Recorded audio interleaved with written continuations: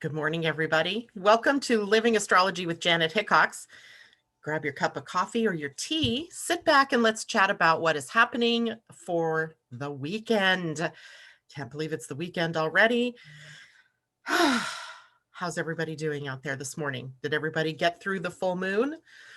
And interesting what full moons reveal for all of us. Trump and Melania having COVID virus, stock market being shaky, Boeing, the biggest employer here in the state of Washington, pulling one of their Dreamliner projects out of this state and into South Carolina.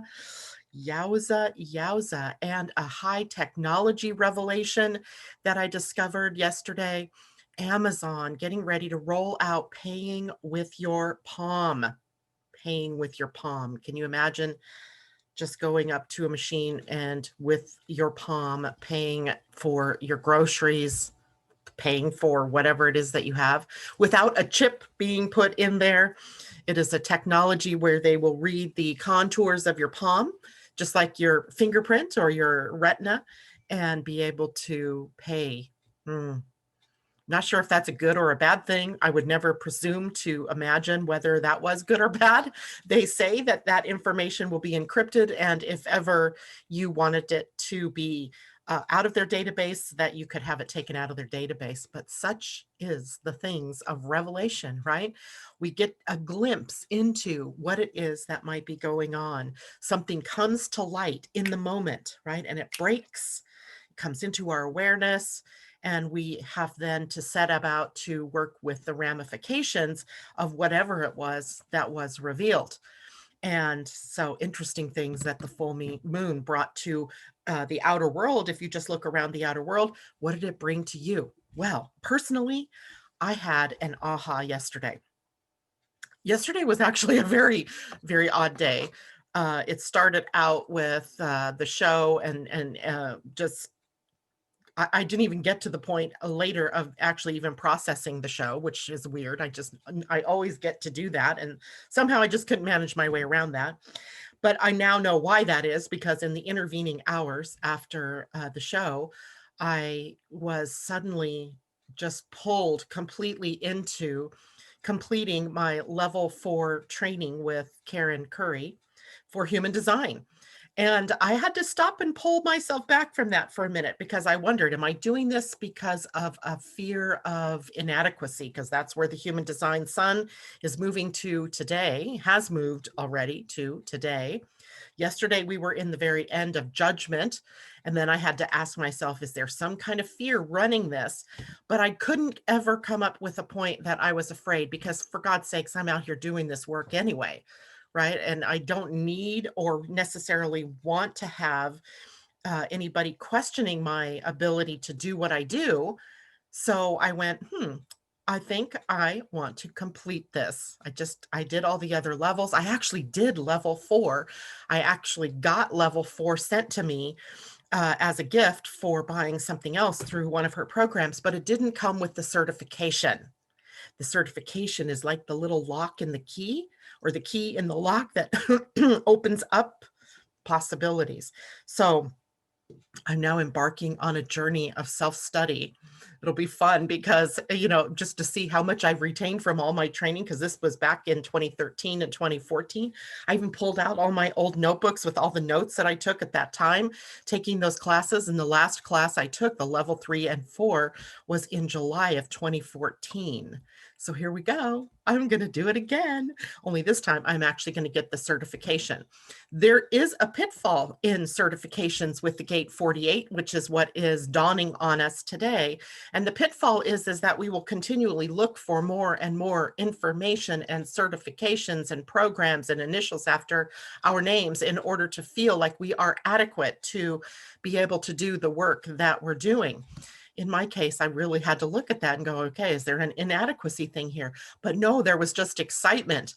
There was excitement about completing something.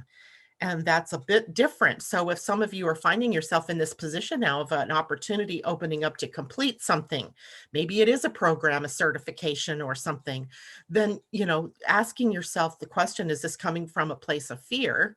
or is this coming from genuine interest or from any other motivation for that matter, then you get to see what is really working in behind the scenes, if you will. So it was a pretty high, exciting day. It is self-paced. I get to do this on my own until we get to next week. Week after that, then level 4 classes actually start.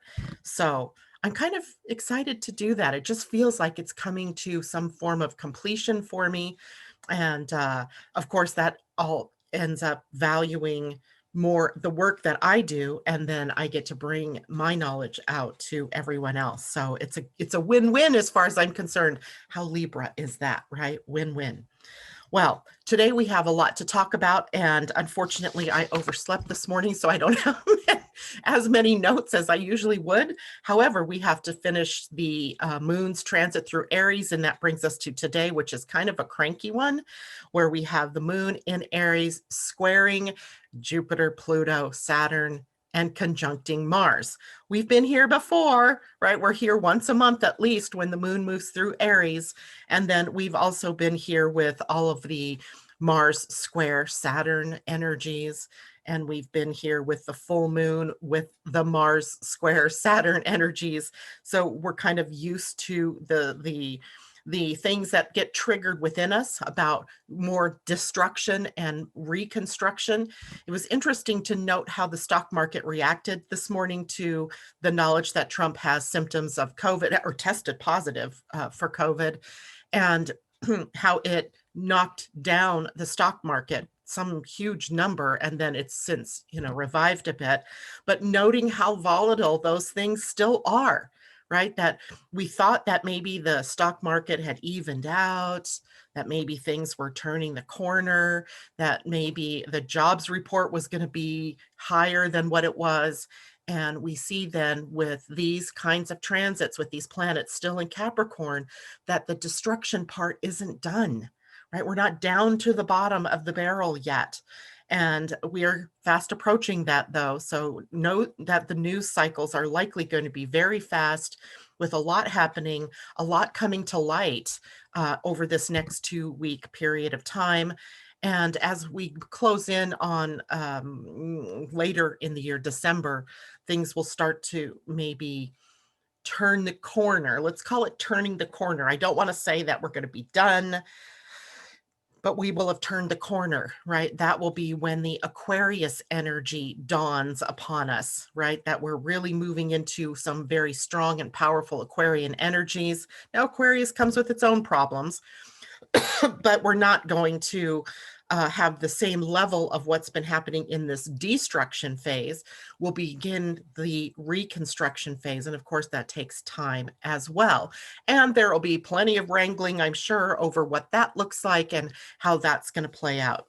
So we have some work yet in front of us as far as, still breaking down everything so that we can get it all those shadow energies out of our systems, right?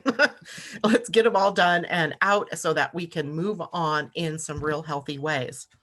I also discovered last night that my brother, who is the one whose DNA matched mine, that brought me together with 8 other siblings that I didn't even know I had, is in the process of passing away. That makes my heart just break, but also makes the timing of his, coming into my life so poignant and so amazing that at this moment in time, he had chosen to take a DNA test. At that moment in time, I had chosen to take a DNA test. And somehow we met up.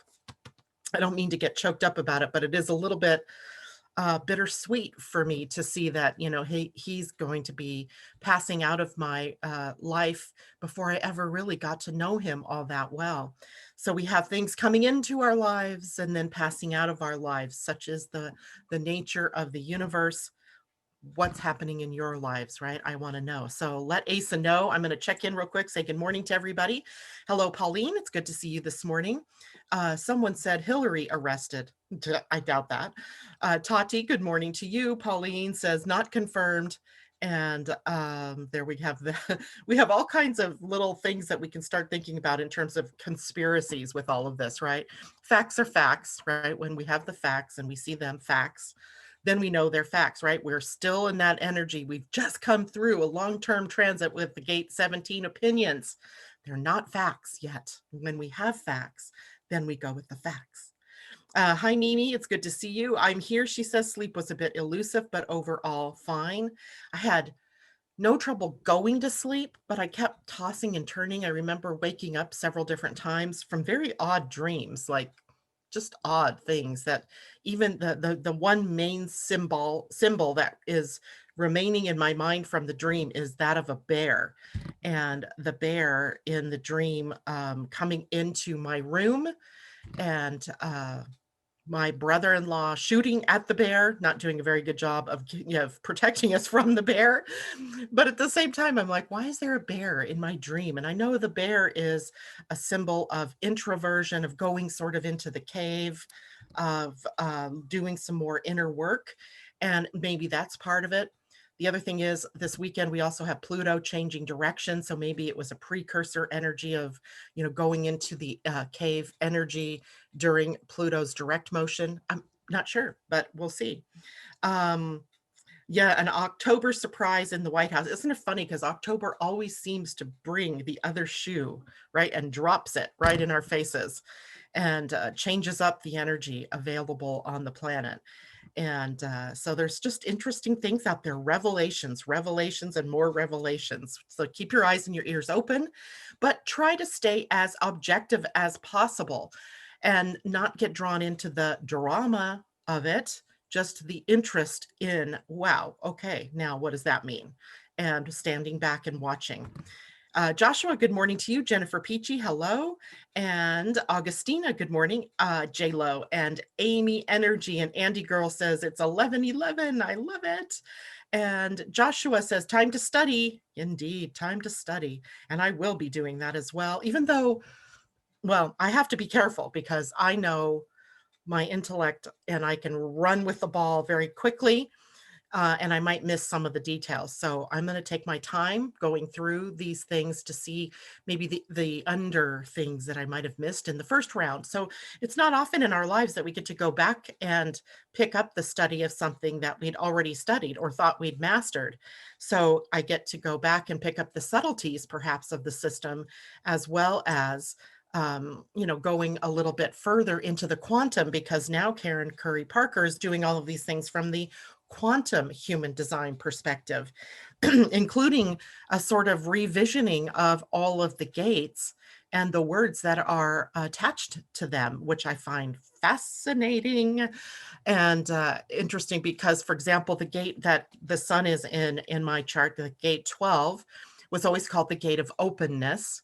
And now it's called the gate of the channel, which of course I've always known that that was part of the energy of that gate, but now it's actually being named that. So I find that interesting. So lots of kind of cool things that we're finding out there, as what I'm finding out there, that of course I will check in with all of you about. All right, let's see. Asa says your human design cert may be going deeper. Indeed, going deeper. I like that. And Joshua, it's opened and closed this month with a full moon. Isn't that the definition of drama? Oh, yes. Oh, yes. But we don't need to get involved in the drama. That's the problem. I mean, I have to admit, sometimes these things just like make you go, oh my gosh, right? So for whatever reason that they happen in October, perhaps because the energy on the planet is kind of steeped in the spleen, the energies of survival. And oh my God, are we going to live through this? How many people have died from COVID virus? And now we're looking at the president and his wife or possibly, who knows if we're ever going to hear the truth about how ill they are. But that just kind of gives me a little bit of pause because we're also sitting here in the face of an election. And crazy, right? Who knows? Let's add more craziness to the world. So we'll see. We'll just have to see how all of this plays out. And all we can know is that everything is moving in the right and perfect direction, right?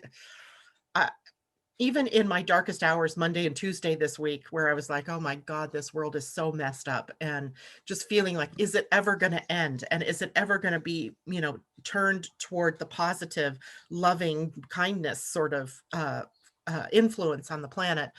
I could still see that everything was moving in its right and perfect order. I may not like the order. I may not like the way things are happening, but it is happening, and it is an evolutionary pulse that is moving through here. So J-Lo, funny, my daughter was born on October 31st at exactly 6 p.m. Her birthday number is ironic to me, a 103103. And I'm not sure why that's ironic. Tell us, tell us, tell us. Pauline, 1 and 0, computer binary system and completion. And isn't that interesting too, Pauline? Because remember when Pia and Cullen were here, she talked about how the Pleiadians language is in a binary system, and it has a musical quality to it, which also seems to be interesting because how sound affects us here on the planet as human beings, indeed. We need to keep our vibes positive or neutral, neutral, neutral, neutral. If you can't get to positive, stay in neutral. That's a good advice there, Pauline. All right, so let's go back to the astrology for a minute, and I'll go back and see comments here in just a short time. So the moon in Aries, finishing up its transit with the squares to Jupiter, Pluto, Mars, Mars conjunction, excuse me, and a square to Saturn, ending the round of energies here in that sign. The moon is in Aries until 8:13 tomorrow morning Pacific time, when it will move into the sign of Taurus. And in just a few moments, we'll talk about what does that mean, because that is going to be a big shift. We move from the fire into the earth of Taurus. I think we're all going to be opening our arms and welcoming that moon in Taurus by the time the day is over with today. As we also have a sun in conjunction to Uranus. So we've already been, an inconjunct is a 150-degree angle. The relationship is one of having to adjust some more, having to adjust again. It calls upon all of our powers of flexibility and adaptability. So we have that going on today with the highlight, the sun versus Uranus. So they work together pretty well, usually, in bringing change to the planet. And now there are changes that have been enacted, maybe ones we don't even see yet, that we are going to have to adjust ourselves to maybe a new reality. And on top of that, it adds a restlessness to the energy, a tension sort of that we can feel in the not knowing perhaps the truth of what's happening, or any other reason that we end up in tension and anxiety. And that restlessness can interfere with the flow of the day, right? The flow of the work that we're doing. I was thinking about all the things that I have to do today, and how, it seamlessly seems to be like it's going to be a great day. But underneath the surface, there was this like restless anxiety that I was feeling, maybe owing to the in conjunct with the sun and Uranus, that, just might throw out that little monkey wrench and change up the energy enough that what I think is going to be smooth turns out to have some bumps. So we're, I guess, just going to have to be prepared for whatever it is that is presented to us today, without really having that attachment to it being the way that we thought of. So if I have an attachment to it being a smooth flow, then perhaps I better let go of that attachment to that and just be ready for whatever it is that shows up in my field. So being ready, be ready today for eventual surprises or upsets. And it could be good things too. So don't get me wrong. It's not just the bumps, although an inconjunct is sticky, tricky, right? It's part of a yod. If you have one in your natal chart, it might be being triggered, and you might find yourself into facing a lot of adjusting and so forth. So could be fun. It might not be. So just be prepared. Now, today, the biggest news of the day is Venus finally leaving Leo for Virgo energy. Now, I'm the one that thinks that Venus in Virgo is a good thing. But if you go out there and you start looking around astrology blogs and so forth, they'll tell you that she is in her detriment in Virgo. And that's because it's the sign before her exaltation, which is in Libra. So from now until the 27th of October, Venus will be in the sign of Virgo. I call it practical sensuality, right? There's a very practical edge to Virgos. They move with purpose. They move with reason. So a planet moving into a Virgo sign would have a purpose and a meaning. And I think healthy is sexy here, right? This is the sign that rules the body, right? The body, sexiness in the body, about being taking care of yourself, being healthy, eating right foods, getting exercise, getting fresh air, although that's kind of hard here right now with the smoke in our air and the fog making it worse. But there's something to be said about really taking in hand the practical routines of your day and having a sort of moment of patting yourself on the back for a job well done. Also a Virgo trait, right? Doing something and doing it well. My mom used to tell me if a job is worth doing, it's worth doing right. That appeals to my Virgo moon and my Virgo Pluto. They like that idea, right, of sensibility. And if you're going to do something, you might as well do it all the way, because otherwise it's half done or it's not committed to, and the end result isn't so good. Now, also because Virgo is a sign that rules our digestive system, right? Our assimilation of life, of food and nutrients, there can be some tendencies for us to have some digestive disruptions for maybe the next 4 weeks. This is all the way until October 27th, by the way. I think I said that, but just in case. So worry and anxiety might be on the increase for some of us as life throws us these curveballs.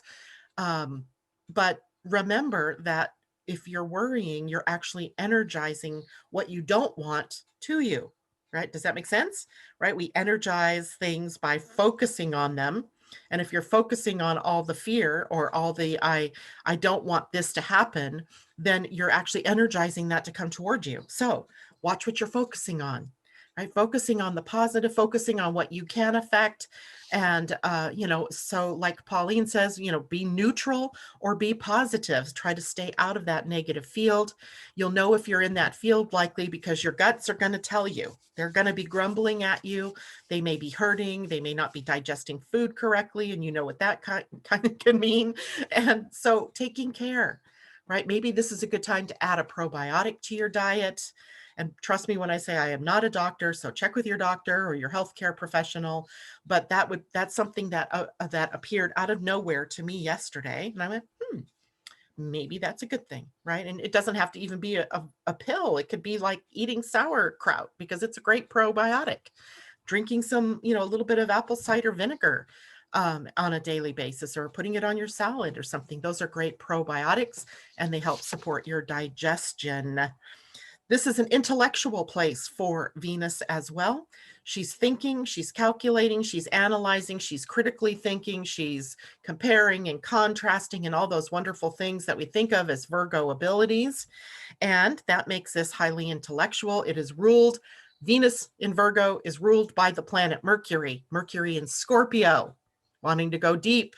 So we have a connection to investigativeness, looking at the deeper reasons why things might be happening, going into the depths of something and wanting to find out more, making it a routine for you to set high standards for yourself, right? But watching out for those high standards turning into perfectionism. So we want to watch that during these next 4 weeks. Wow. And that's all for the astrology of just today. Now, in the Pleiadian Earth energy, we've come to 12 Eek. Eek. It's not called Eek. It's Eek in the Mayan calendar. It's called understanding in the Pleiadian Earth energy. I get them so, intertwined in my mind. So it is the energy of understanding and breathing energy. So breathing in, breathing out, taking in new information, sharing new information, taking in life, breathing out life. So today is a day for taking in and breathing out, and taking in and breathing out. So you may take in the wide field of information that might be coming in, taking it in, but then releasing it, right? Taking it in, letting it inform you, and then releasing it. So, and then sharing the highlights of all of that, right? That's pretty much the energy of the day from the Pleiadian calendar. If we're at 12, we're coming up to the ascension level. That happens tomorrow. And that means also that on Sunday, we have a whole new week coming up. So we're going to take a look at that as I go into each of those days. Just know today we're understanding new information, right? We're understanding the connections. You know, if we were able to see through things, we would see from the molecular level how everything is interconnected. From an energetic level, maybe even some of you do see energy really well. If you step back and you're looking at the energy, you might see things through the matrix, if you will, of all of the different connections that are made, right? From molecule level, from the level of atoms, from the level of energy and how it connects to other energies, how energies repel and move away from one another. It would be a fascinating look. It might be overload information for all of us, but certainly would be fascinating to be able to see that. So here we're able to maybe make new connections from looking at things from a different energetic perspective. All right. Now, we also are donning a new Human Design Week today. So I'm going to share my screen with you. Got to make sure I have the thing up, which I don't. Desktop. And what did I name it? HD Week 1? No, that would have been last month.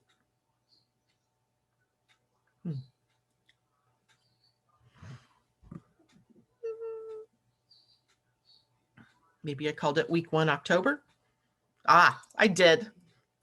Sometimes I should put these right, in my face. So now let me share my screen so we can see what the energies are of the day today. Starting for today to October 7th, we are in the first week of October in Human Design. The Sun at the gate 48, excuse me, and the Earth at gate 21, control.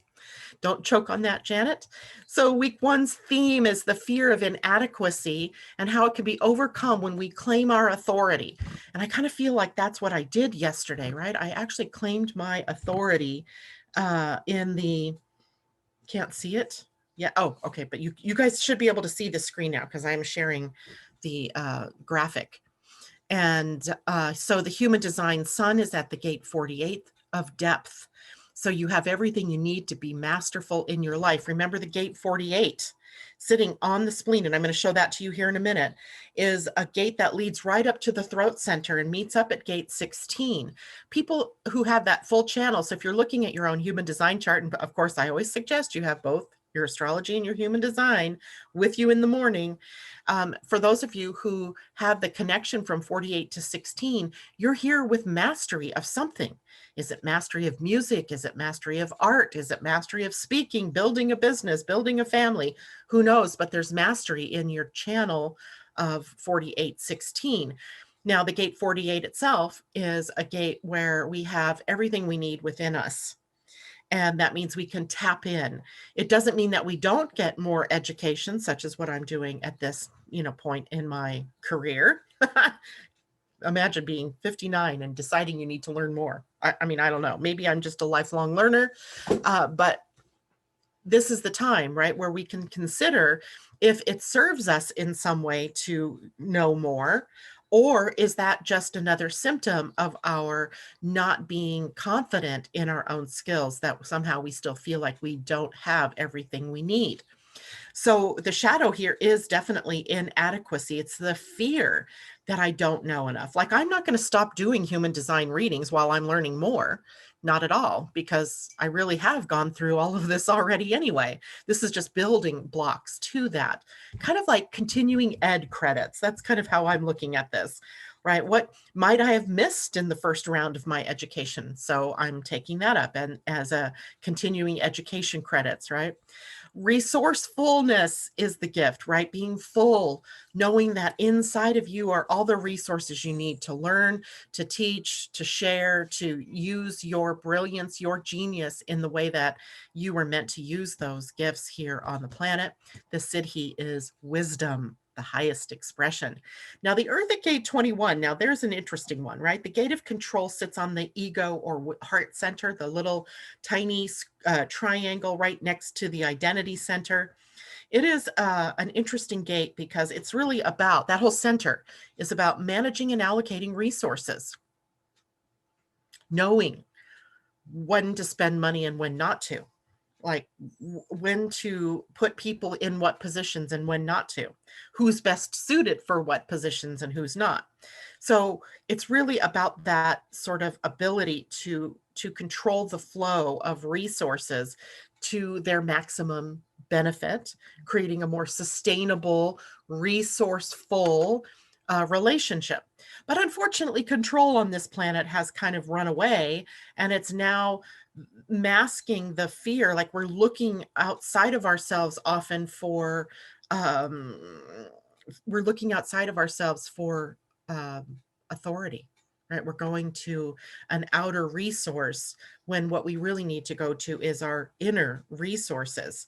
So giving away control, letting go, this breeds that victim martyr sort of energy. There are the controllers who are afraid that if they don't control things, things will get out of control. And then there are people who are controlled who feel like they have no power, so they need to have that control aspect, that they have to continually look outside of themselves. So the shadow of control leads us to claiming our inner authority, to really looking at, wow, I am the author of my life. And there's a difference between feeling not good enough and going out looking for more information, and just curiosity that leads you to learn more. So, looking again inside, what are your motives? What's motivating you? Is it a fear? If it's a fear, then it's the wrong motivation, right? It's not being motivated by growth and expansion, it's being motivated by a lack somehow or a fear. So, there's a difference. The Siddhi is valor. Maybe one day this week we'll take up that word, because I just always think it's so funny to have that word there, valor. It just makes me want to grab my sword and stand on the stone and say, I'm the queen. No. So valor, what does that mean, right? Valor. The highest expression of the energy for this week will be valor and wisdom, wisdom and valor. So it should be an interesting week as we come to recognize that we came here to the planet complete, right? You have everything you need to do anything that you want to do. But you also came here with a flood of conscious, maybe, or even unconscious memories that might trigger control issues or inadequacy issues. And that would put it in the spleen. And guess what? The spleen is a center that lives in the now. It is the now energy. That means that in the now, you can feel that fear and push through it, and it evaporates, or at least goes, into a disappearance mode, right? Because you're choosing. I see you, I feel you. Thank you for showing me, but I'm doing this anyway, right? I'm going to move forward with this. So feel the fear, do it anyway. And in the now, you can move directly through that fear, any fear, right? Any fear. All right. Now let's take a look then at the human design chart. I always like to show you the charts because then you get a picture of where it is in the human design, so you can then look at your own human design and find how it's affecting you personally. And let me get that chart up, and then I'll share my screen once more. Here we go. So this was the just now chart. I took this picture, I don't know, maybe 6:37 this morning. No, it wouldn't have been 6:30. I was just rolling out of bed then, probably closer to 7. So we had the sunrise with us already. So we're looking at the sun now in the gate 48 and the earth now at the gate 21. Here is the gate 48. This is our spleen center. And the spleen center being the center of time, intuition, health, and also the moment, the present moment, right? So we see the gate 48 leading up here to the gate 16. So there are a couple of different configurations you might have in your own human design. This might be completely open. And now suddenly you have a hanging gate 48, where maybe this theme of inadequacy might be triggered by maybe someone else in your life, someone who maybe questions your authority or questions how much you know about something. And The other way is that you may have this gate already hanging in your chart. And if you do, there's probably nothing different. It just might show up in your face a little bit more prominently this particular week. You may have this particular channel completely filled in where the whole channel is here. So you're used to this idea of mastery and learning more to master more. And that may be something you're very familiar with and maybe just only slightly triggered by the need to know more being a part of the thread of fear in your life, or because it's being shown to us here in the moment. Alternatively, you may have a hanging gate 16, which means now with the sun sitting at the gate 48, the complete channel of mastery is triggered, which you might be, I don't know what, I didn't even look at my chart. I don't think I have anything in that channel. I don't have anything really hanging on the spleen either. So um, for me, this would be a new sort of energy that would approach my awareness. I would have to become more aware of how the fear of inadequacy might be um, controlling my life. That's funny to look at it that way. On the other hand, because it may be a fear that's triggered in everyone, then what steps do we take to move through that fear? Right? It's not that we don't do anything with it. We recognize it first, that it's there, honor that that is something that's still a part of our experience. And then we choose what we do next, right? We choose what we do next. That's the reason why we do all of this, right? So we can choose how we are going to show up with all of these different energies. Now, here is the gate 21. It is on the heart center. And we also see the gate 51 is triggered right now. Shocks. The moon happens to be there today. Later in the month, Mars is going to move here to the gate 51, and we're going to have sustainable shocks for the rest of the year, basically, all the way through, I think it was December 14th or 15th. And that begins October 15th or 13th, right, with Mercury turning retrograde. So that'll be an interesting long-term period of time. And we could sort of look at around us at what sort of shocks us today. And that might be sort of what we see um, playing a more key role as Mars moves into that territory. So just sort of taking a look around you, what's shocking you, what news stories seem shocking, what's showing up, because later it's going to be a more sustained period of time where that shows up for all of us. So again, just not fear, just awareness that these are at play. These are energies that are at play for us. So the gate 21 here, again, same like the gate 48, can be configured many different ways in your own personal chart. You could have this entire channel open by birth, and now it's only halfway filled. You have a hanging gate 21. So other people may play the role for you in where it is that you are a master controller or where you're being controlled, right? So those things may pop up into your awareness, and for you to take note of, not to beat yourself up with, to take note of, and then work through the issues. And then these may be financial kind of struggles as well. Stock market, noting that this morning was also part of the experience, right, of the morning, and how this is a gate. This is called the money line often. The gate 45 is the spender, while the gate 21 controls the spending. So this is the bookkeeper, if you will, the person that says, I'll write the checks. And this is the person that says, no, I will write the checks because I made the money, or the money is mine, right? So we have a struggle, a power struggle, often financially here, showing up in the world, especially when the gate is hanging, because that'll play out with other people in your world. Interesting. And then on the other side of the game, you may have a hanging gate 45. So we might have the king over there who is trying to demonstrate his or her or his power over the finances, right? Interesting trigger to now have the entire dynamic triggered in a chart in that respect, because the gate 21 would be defined, the gate 45 would be defined, and now you have the whole channel of money line here in a power struggle. Some of you may have this already, this whole thing defined in your chart, and you won't find that there's any real big differences. Maybe some blip on the screen that causes you to pull all those skills of control and management into your reality. And let's see, so did I cover 45 being defined, that one open, this one defined, that one opened, the whole thing being open now, you would suddenly have the gate 21 and the whole thing defined, no difference there for you at all. So hopefully I didn't confuse anybody with all that. Um, I want you to take note of what now is sitting at the gate 61. We have Saturn and we have Pluto. And eventually, in the next couple of weeks, we're going to have Jupiter sitting there. He is already at 54, line 4.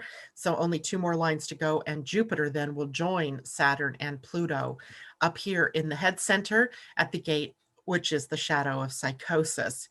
But the highest expression there is wonder and awe and the ability to see magical reality, right? That the world is both alchemical, as in magical, but also has a practical, more organic edge to it as well. So interesting energies building up here. And there's some good news. I started to say this earlier too, that good news in this whole thing is that as we start to move out of the Capricorn energy and into Aquarius energy, the first gate that we hit with Aquarius after Saturn and Jupiter meet up there is the gate 41. And the gate 41 is that in the at the very bottom of the chart, and it's on the root center, and it leads out toward the emotional center. It is the gate of the new year in human design. It's called the gate of imagination and fantasy, but it is where we can begin to take those ideas that have been circling around in our minds, those ahas, that brilliance, and ground it in and move it out, right? We move it out into the world.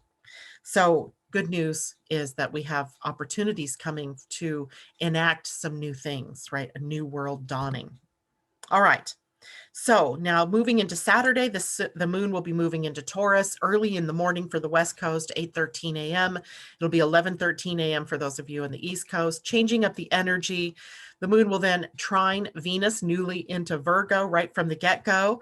And that's a nice smooth flow of the emotions of getting organized and, being in service of humanity or of your family, whichever it is, of the job well done, of choosing healthy options for eating, for exercise, for what you're doing in your life.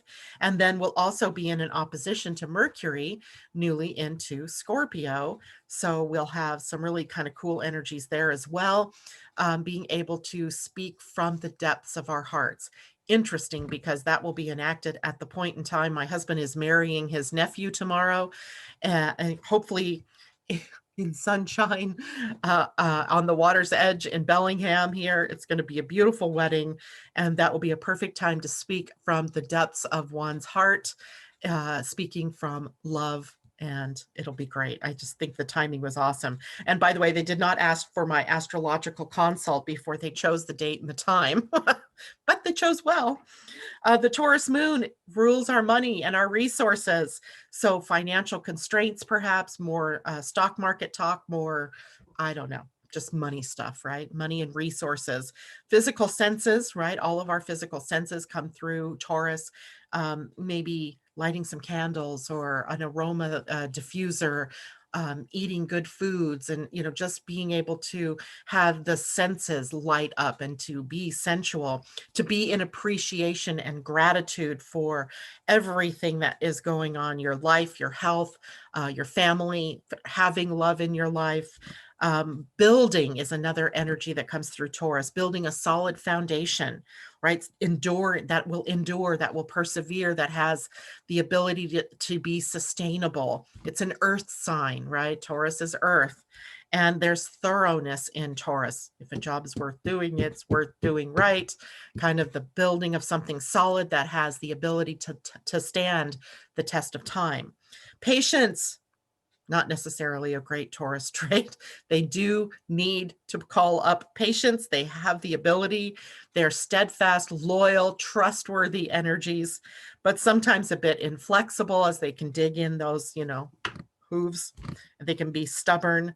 So we'll have to watch where we're being inflexible, where we are not really changing our hearts where we need to change our hearts. Maybe we've hardened it towards something, towards somebody. And what we need to do is soften, let go, and be less stubborn about what you think you know. Health in the body, Taurus rules the throat, the neck, the thyroid gland, and everything to do with the voice. So the larynx and how we speak, right? So the voice being sort of the model for maybe what's going on within you, right? Okay, now that is also the 13 day. This is the last day of the Pleiadian Earth energy. That is at 13 listening. 13 is the number of ascension here. So we are preparing, we're going deep within to understand what it is that we have learned the previous 13-day period. What have we gained in perspective? And what have we, what's left to do? We're kind of maybe tapping into what comes next for us as we move into the new week, as we get into Sunday. And remember, I'm just checking to see this particular round began at 1 illuminating. So what have you learned? What lights have been turned on for you since September 21st when we entered into that day period? And then it ends at listening, where what are we hearing? What is the voice of spirit speaking to us from? And what is it directing us to? In the Mayan calendar, this was the energy of Akbal. Akbal represented deep listening from the night. So how in the dark of the night, where all of our all of the light stimulus is at its lowest, how we can tap into and hear the inner voice perhaps more profoundly than during the day. So tapping in, going into the womb, as it were, to be able to see what it is that you've learned, kind of integrating everything from its last expression and 13, and then ascending into the next level. What comes next? Well, what comes next is on Sunday with one planting on Sunday. So we're sowing seeds. What seeds do you want to sow? Right. So now we'll have a 13-day period of time about nurturing something new, about growing something. And the one is always the energy of new beginnings, of initiation. And planting in the Mayan calendar was Kan. It was represented by like a kernel of corn, and planting that seed that then turns into, through the different levels of growth, into the plant that then bears fruit. So it's very new moon sort of feeling in that, what are we planting, right? So for 13 days, being very mindful of what it is that we're putting in the ground. So I've got questions here.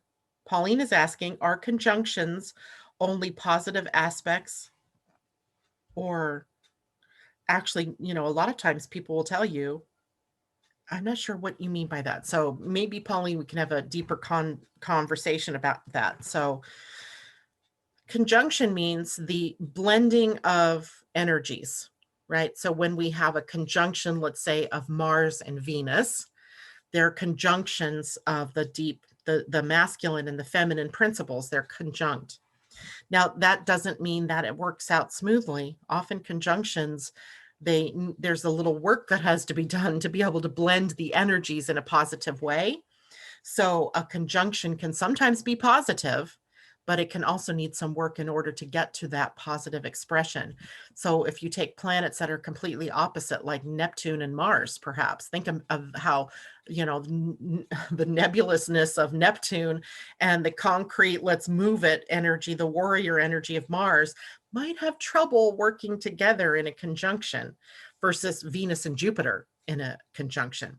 So conjunctions can be the blending of energies, but not always necessarily easy, having to blend maybe energies that are not quite copacetic with one another. So I don't know what else that you might have meant with that. So if there's more that you meant to ask with that, let me know. Let's see, there was another question after that. What books or calendars to read for beginners in human design? As far as I know, there isn't a human design calendar, but if you want, I just got mine yesterday, my 2021 ephemeris. And this is very much like an astrology ephemeris, right? Where you want to know where Mars is on what day, and you go to a grid and you read the grid. And it tells you, oh, on October 1st, or October 2nd, sorry, Venus is going to move into Virgo. So this tells us on what day of the week what planets are going to be where. So, and then across the top here, you see the different planets. We've got Sun, Earth, Mercury, Venus, Mars, and then on all the way through to the moon over here on this side, because the moon moves through 2 to 3 gates on a day.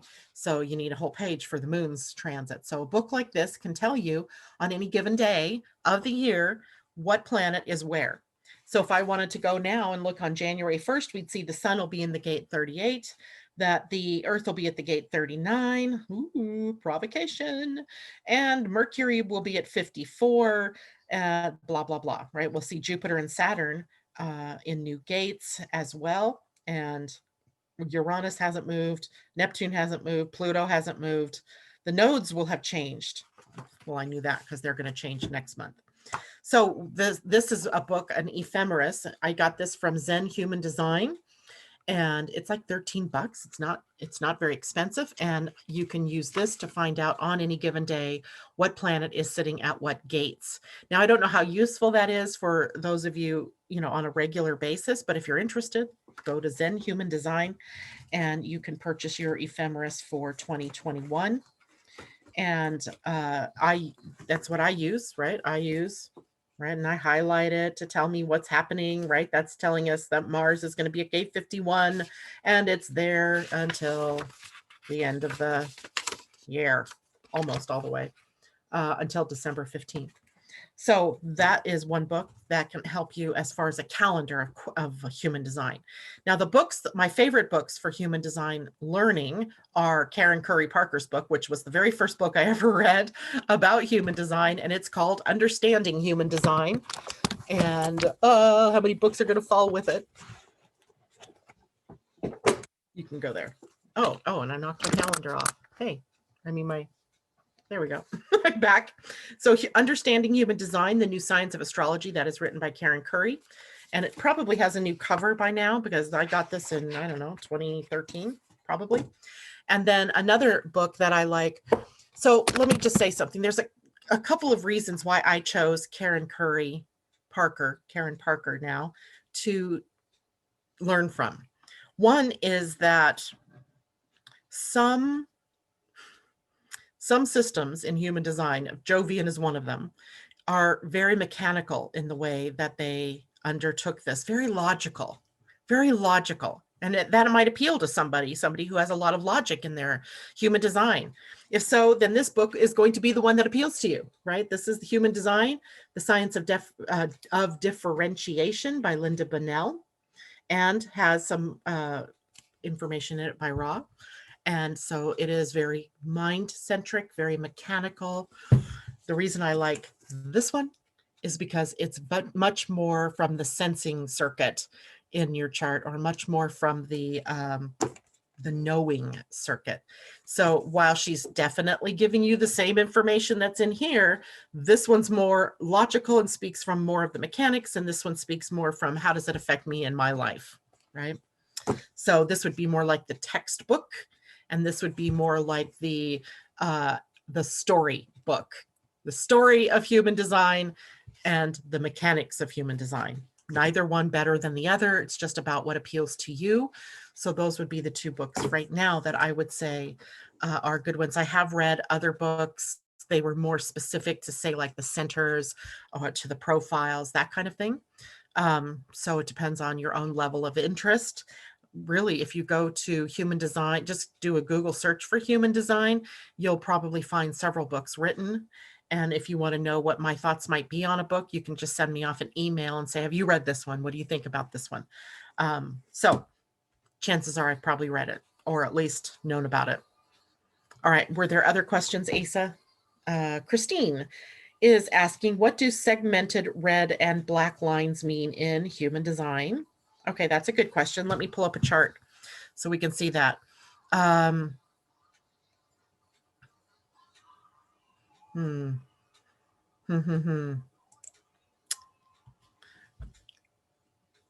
I want to be real careful now about bringing people's charts up. I don't know, something just got to me the other day with that. And now I'm like, okay, being very careful. I'm just going to bring up the just now chart and I'm going to share my screen and you will see. Well, maybe I'll bring this one up instead. I don't know whose chart this is. Oh, this is the just now chart. Okay.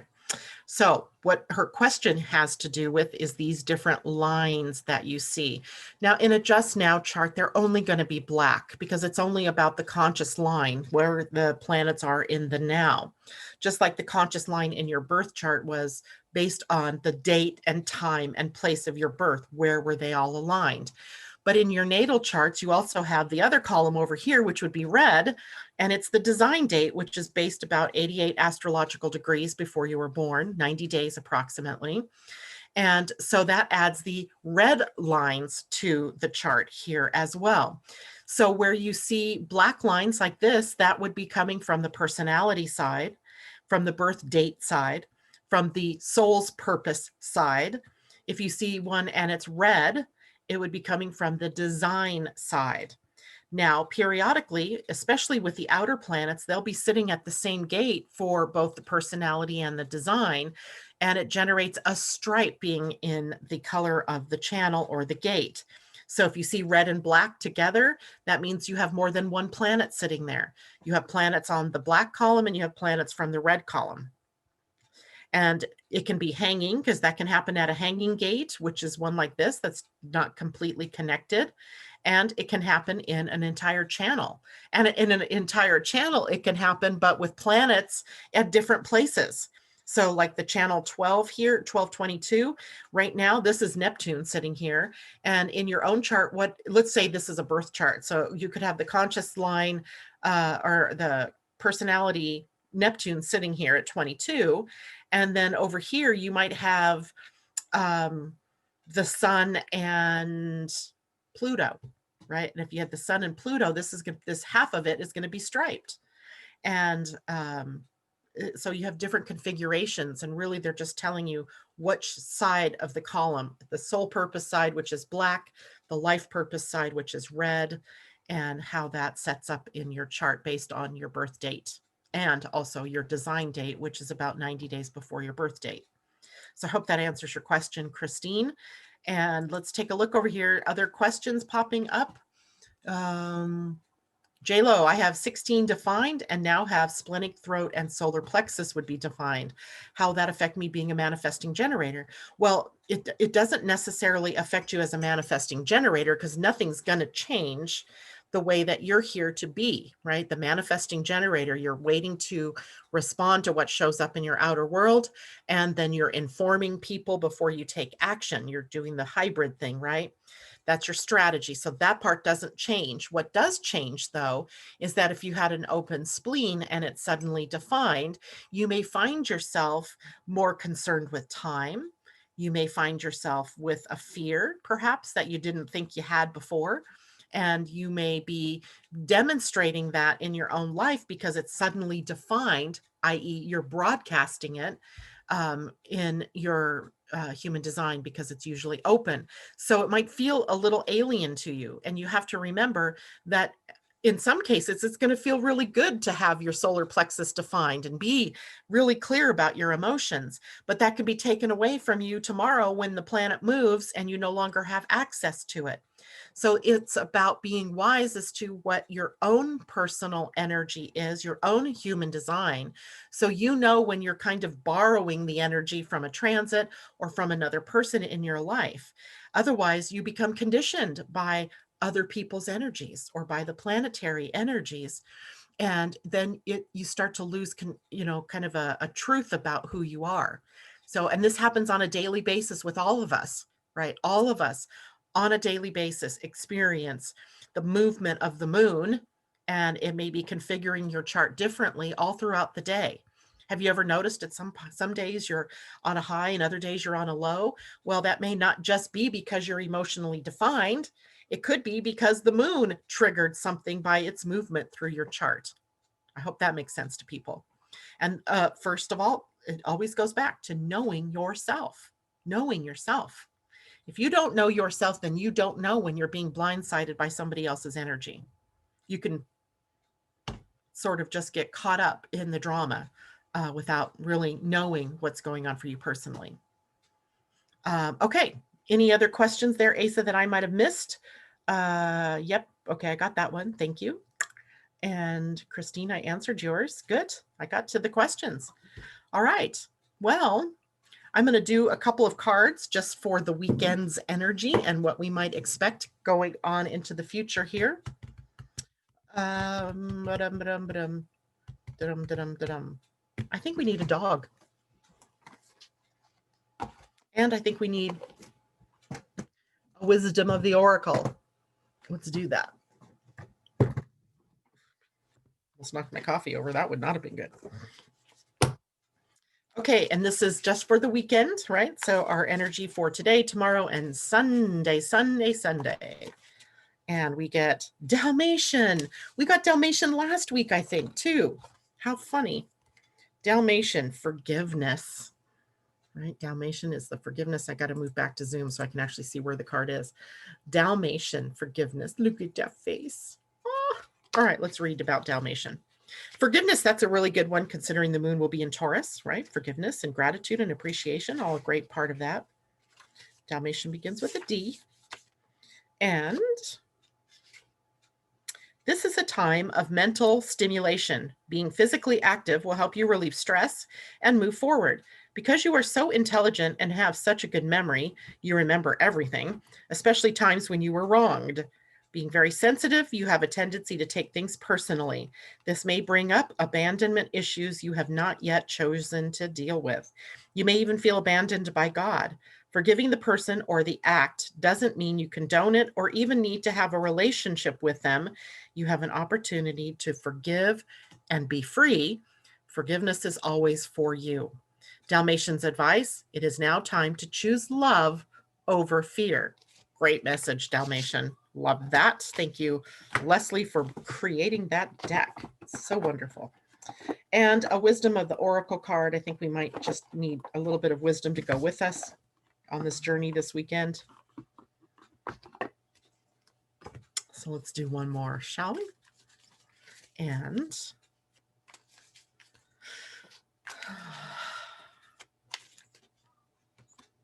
come to the edge. Come to the edge. Card 36, which is a 9. Come to the edge.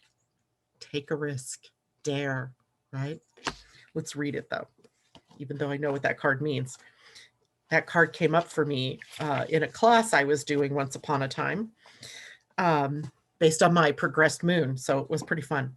Come to the edge is about courage, taking a leap of faith, and overcoming fear and accepting risk. This could be a card for the whole of the month of October, right? Right there. The oracle's message, facing the unknown is the only choice you really have right now if you want to progress. It's okay to be afraid. Now is the time to take a risk that is not calculated, to feel the exhilaration as you ready yourself for a leap of faith. Spirit is present, so let go of fear. You are called to express your true self. Listen to your heart and soul, not your head. Come to the edge and discover that you can fly. You must step into the unfamiliar so that you may find your miracles. Love it. But I'm also going to read the relationship and prosperity messages because that's also a part of this card. The relationship message says it's scary to be truly intimate with someone, to allow him or her to see all of you, especially the parts that you've kept hidden and protected. Now is the time to take that risk and let yourself be seen, truly seen. It's important that you speak up, voice what you need, state who you are, say what you hope for. This is not the time to play it safe, but to take a leap of faith. You will be glad you did. If you're seeking a relationship, the same applies. Take one step toward the gods, and they will deliver you what you truly desire.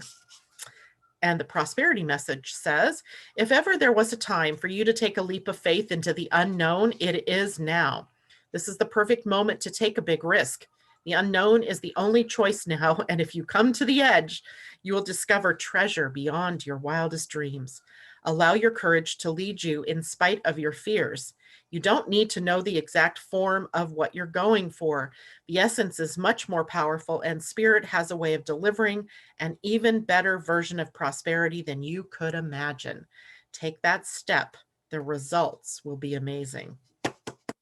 Wow, wow, wow. So I think those are two good cards for us for the weekend. Come to the edge and Dalmatian. Forgiveness and taking a risk, right? Jumping out there. That is it for me today, guys. I wish you all a wonderful weekend. Take care, and I will see you on Monday. Bye for now.